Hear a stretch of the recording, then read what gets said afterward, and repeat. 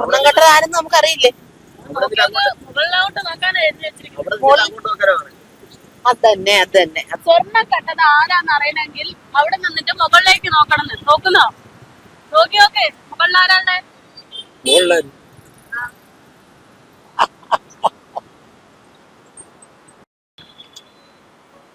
സ്വർണം കട്ടതെന്ന് പറയുന്നത് ഇവിടുത്തെ ഭരിക്കുന്ന പാർട്ടിയുടെ ആൾക്കാരില്ലയോ കട്ടത്?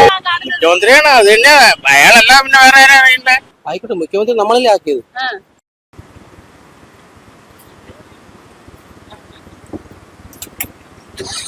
സ്വർണം കട്ടത് ആരാണെന്ന് അറിയണമെങ്കിൽ നേരെ നോക്കിക്കോ എന്ന് പറഞ്ഞിട്ടൊരു ബോർഡ് എഴുതി ഒട്ടിച്ചിരിക്കുകയാണ് നടപ്പാത. ഇത് സെക്രട്ടേറിയറ്റിന് നേരെ മുൻവശത്തായിട്ടുള്ള പാതയിലാണ് ഇത് എഴുതി ഒട്ടിച്ചിരിക്കുന്നത്. ഇവിടുന്ന് ഈ പറയുന്നത് പോലെ നേരെ നോക്കിയാൽ കാണുന്നത് LDFന്റെ പ്രചാരണത്തിന്റെ ഭാഗമായിട്ട് ഒട്ടിച്ചിരിക്കുന്ന ഫ്ലെക്സ് ആണ്. മുഖ്യമന്ത്രി പിണറായി വിജയന്റെ വലിയൊരു ചിത്രമുള്ള ഒരു ഫ്ലെക്സ്. അതായത് തിരഞ്ഞെടുപ്പ് ആകുമ്പോൾ തന്റെ എതിരാളികൾക്കെതിരെ അല്ലെങ്കിൽ തന്റെ എതിർ മുന്നണികൾക്കെതിരെ ശക്തമായിട്ടുള്ള പ്രചാരണം സംഘടിപ്പിക്കാൻ ഇവിടുത്തെ ഓരോ മുന്നണികളും തയ്യാറാകാറുണ്ട്. വ്യത്യസ്തമായിട്ടുള്ള പാട്ടുകളിലൂടെ വ്യത്യസ്തമായിട്ടുള്ള രീതികളിലൂടെയാണ് അത്തരത്തിലുള്ള പ്രചാരണങ്ങൾ ഓരോ തവണയും നടക്കാറുള്ളത്. കഴിഞ്ഞ തദ്ദേശ തെരഞ്ഞെടുപ്പിൽ നടന്നത് എന്താണ് എന്ന് നമ്മൾ കണ്ടതാണ്. അതായത് ശബരിമല സ്വർണ്ണക്കൊള്ളയുമായി ബന്ധപ്പെട്ട് പേരടി പാട്ട് ഉണ്ടാക്കിക്കൊണ്ട് ആയിരുന്നു സ്വർണം കട്ടതാരപ്പ സഖാക്കളാണ് അയ്യപ്പ എന്നുള്ള തരത്തിലുള്ള പാട്ട് തയ്യാറാക്കിയിട്ടായിരുന്നു UDFും BJPയും പ്രചാരണങ്ങൾ കൊഴുപ്പിച്ചത്. എന്നാൽ ഇപ്പോൾ ഇത്തവണ ഇതേ വിഷയത്തിൽ തന്നെ മറ്റൊരു വ്യത്യസ്തമായ രീതിയാണ് കൈക്കൊണ്ടിരിക്കുന്നത് എന്നുള്ളതാണ് സൂചന. ഇതിപ്പോൾ ഇത് ആരാണ് ഇവിടെ കൊണ്ട് ഒട്ടിച്ചത് എന്നത് അറിയില്ല എങ്കിൽ പോലും UDFോ NDAയോ ആണ് എന്നുള്ള സൂചനകൾ ഉറപ്പാണ്. കാരണം ഈ എഴുതി ഒട്ടിച്ചിരിക്കുന്നതും നേരെ എറോമാർക്ക് പോകുന്നത് LDFന്റെ നേതൃത്വത്തിലായതുകൊണ്ട് എന്തായാലും സഖാക്കൾ ഇത്തരത്തിലൊരു പോസ്റ്റർ ഒട്ടിക്കില്ല എന്നുള്ളത് ഉറപ്പാണ്. അപ്പോൾ എതിർ മുന്നണികളിൽ ആരോ ഒരാൾ ചെയ്തിരിക്കുന്ന ഒരു ക്രിയേറ്റിവിറ്റി വ്യത്യസ്തമായിട്ടുള്ള ഒരു തിരഞ്ഞെടുപ്പ് പ്രചാരണമായിട്ട് ഇത് മാറുകയാണ്. എന്തായാലും ജനങ്ങളോട് എന്താണ് ഇതിനെക്കുറിച്ചുള്ള ഒരു അഭിപ്രായം എന്ന് കൂടെ ചോദിക്കാം. ഈ വരുന്നവരും പോകുന്നവരും ഒക്കെ ഈ താഴെ നോക്കുന്നുണ്ട്, നേരെ നോക്കുന്നുണ്ട്. അപ്പൊ എന്താണെന്ന് ചേച്ചി ഇത് കണ്ടായിരുന്നോ? ശരി, എല്ലാരും ഇങ്ങനെ നോക്കിക്കൊണ്ടിരിക്കുവാണ്. എന്താ ചേട്ടാ അത്? സ്വർണം കട്ടതെന്ന് പറയുന്നത് ഇവിടുത്തെ ഭരിക്കുന്ന പാർട്ടിയുടെ ആൾക്കാരില്ലയോ കട്ടത്? എന്നിട്ട് മുകളിലോട്ട് നോക്കാനാ പറയുന്നത്. കേറി നോക്കിയിട്ട് എന്താ കാണുന്നത്? തോന്നുന്നു ഇങ്ങനെ ഒരു സാധനം അവിടെ വെച്ചിട്ട് ഒന്നും കണ്ടില്ലേ? ഉത്തരം വേണോ? ഉത്തരം വേണമെങ്കിൽ അവിടെ കയറി നിന്നിട്ട് മുകളിലോട്ട് നോക്കണം.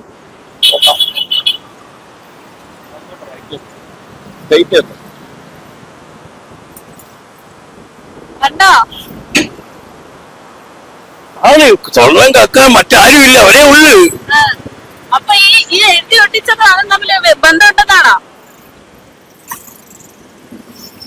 ഈ എഴുതി ഒട്ടിച്ചത് അതും തമ്മിൽ ബന്ധമുണ്ടെന്നാണോ പറഞ്ഞിരുന്നത്? സംശയം വല്ലതുണ്ട്. അവരല്ലേ മറ്റാരുണ്ട് LDF അല്ലാതെ? ഉറപ്പാ.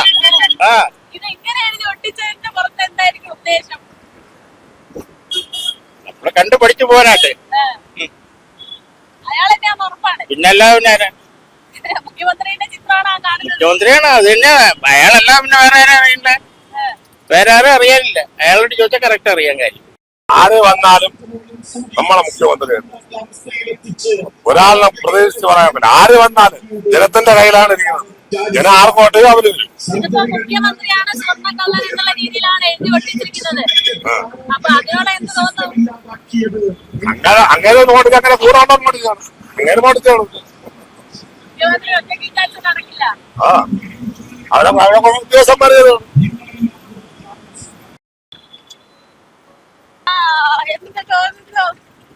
എന്ത് തോന്നുന്നു?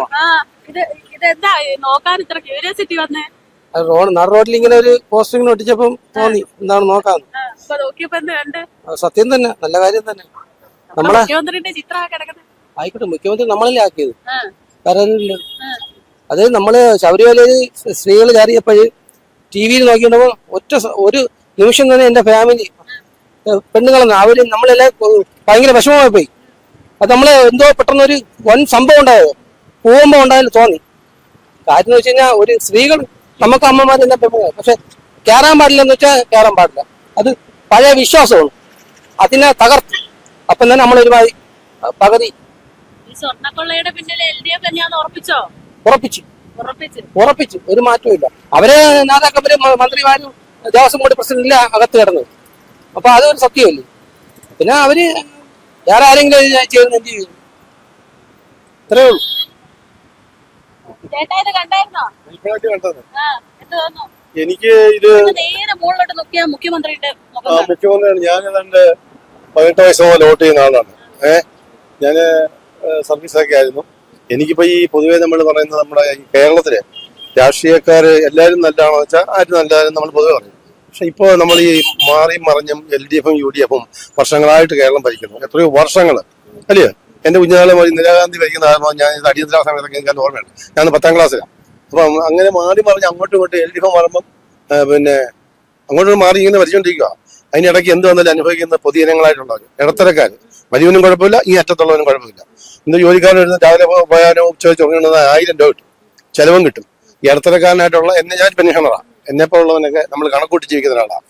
കണക്ക് കൂട്ടി കൃത്യമായിട്ട് ഒരു അസുഖം വന്നാൽ നമ്മൾ പോയി അങ്ങനെ ജീവിക്കുന്ന ആൾ. നമുക്ക് ഇന്നത്തെ ഈ രാജ്യത്തെ ഈ വില കൂടുതൽ, ഏതിനും പറയുന്ന വില അല്ലയോ? ഫുട്പാത്തിൽ ഇരിക്കുന്നവൻ പറയുന്ന വിലക്ക് നമ്മൾ സാധനം മേടിക്കുന്നു. ഇതൊക്കെ വളരെ നിയമം വെറുതെ അങ്ങനെ കടലാസി മാത്രമേ ഉള്ളൂ. ഇത് പ്രചാരണ പത്രിക ഇറങ്ങിയായിരുന്നു. അതിൽ പറയുന്ന പ്രധാനപ്പെട്ട കാര്യം ഞാൻ ഇത് 10 വർഷം കൊണ്ട് അനുഭവിച്ചുകൊണ്ടിരിക്കുക. അതിന് മുമ്പ് UDFും പരിശോധിക്കുമ്പോൾ ഞാൻ ഇതാണ്. എന്റെ നാട്ടില് ഞങ്ങളുടെ MLA രമേശ് ചെന്നിത്തലയാണ്. പറഞ്ഞിട്ട് കാര്യമൊന്നുമില്ല. നമുക്ക് വേണ്ടത് സാധാരണക്കാരന് സ്വൈര്യമായിട്ട് ജീവിക്കണം. മര്യാദക്ക് അമ്മയും ഇരിക്കട്ടെ പിള്ളേര നമ്മളെ ഭാര്യയും മക്കളൊക്കെ റോഡേ പോകുന്ന നമ്മൾ അവരുടെ സുരക്ഷിതത്വം. അല്ലാതെ ഇപ്പോഴത്തെ കാര്യങ്ങൾ അറിയാമല്ലോ. പേപ്പർ എടുത്ത് വായിച്ചാൽ TV തുറന്നാൽ മൊത്തം ഇത് തന്നെ പെട്ടും കൊലയും കൊലപാതകവും. നിയമം എന്ത് ചെയ്യും? ഈ സെക്രട്ടറിന്റെ വാദത്തിൽ തന്നെ നടക്കുന്നു. അത് തന്നെ പറഞ്ഞത്. നിങ്ങളിങ്ങനെ മാധ്യമക്കാർ പറയും, ഇത് തന്നെ പണ്ടുകൊണ്ട് ഇന്നുമുണ്ട്. ഒരു മാറ്റം വേണം, അതാണ് എന്റെ ആവശ്യം. മാറ്റം തീർച്ചയായിട്ടും വേണം. ഈ 2 പേരിൽ നിന്ന് ഒരു മാറ്റം വേണം. അത് പാർട്ടിയെ പറഞ്ഞല്ലാതെ ഒരു മാറ്റം നമുക്ക് ആവശ്യമാണ്. നമുക്ക് അറിയണമല്ലോ നമ്മുടെ ജനത്തിന് അടുത്ത ആള് എന്ത് ചെയ്യുന്നു നമുക്കറിയണം. നമുക്ക് സ്വൈര്യമായിട്ട് ജീവിക്കാവോ? വേണ്ട, ശരിയല്ലേ? നമുക്ക് എല്ലാവർക്കും okay. Thank you. Super super super. ഇതോടെ പോവും.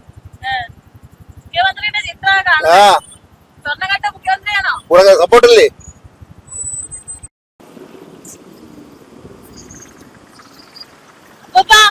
ഇത് കണ്ടായിരുന്നോ? സ്വർണം കെട്ടത് ആരാന്ന് അറിയണമെങ്കിൽ നേരെ മുകളിലോട്ട് നോക്കായിരുന്നു. കണ്ടായിരുന്നോ? സ്വർണം കെട്ടത് ആരാന്ന് അറിയണമെങ്കിൽ അവിടെ നിന്നിട്ട് മുകളിലേക്ക് നോക്കണം. നോക്കുന്നോ? നോക്കി മുകളിൽ ആരാണ്?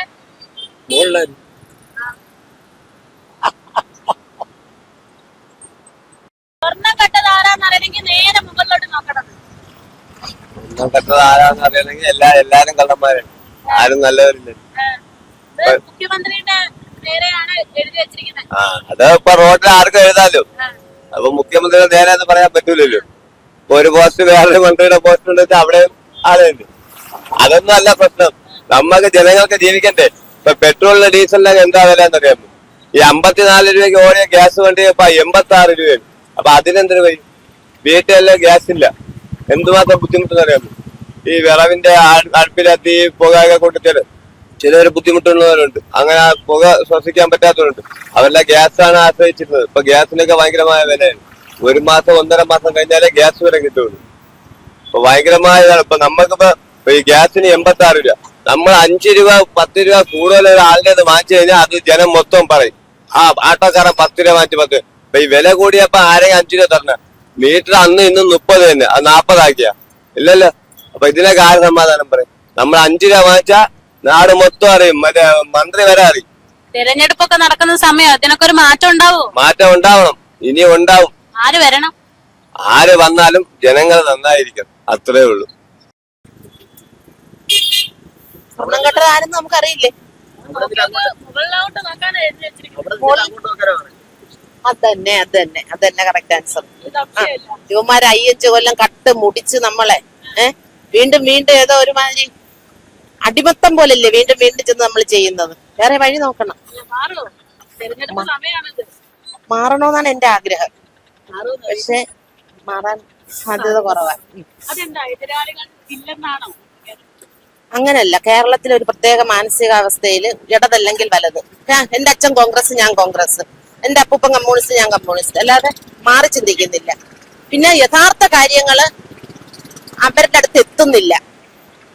ഇവരുടെ ഈ PR സ്റ്റണ്ട് വഴി കിട്ടുന്നതാ ഈ മോന്തയിലെ എല്ലാരും കണ്ടോണ്ടിരിക്കുന്നത് 100 മീറ്റർ ഇടവിട്ട്.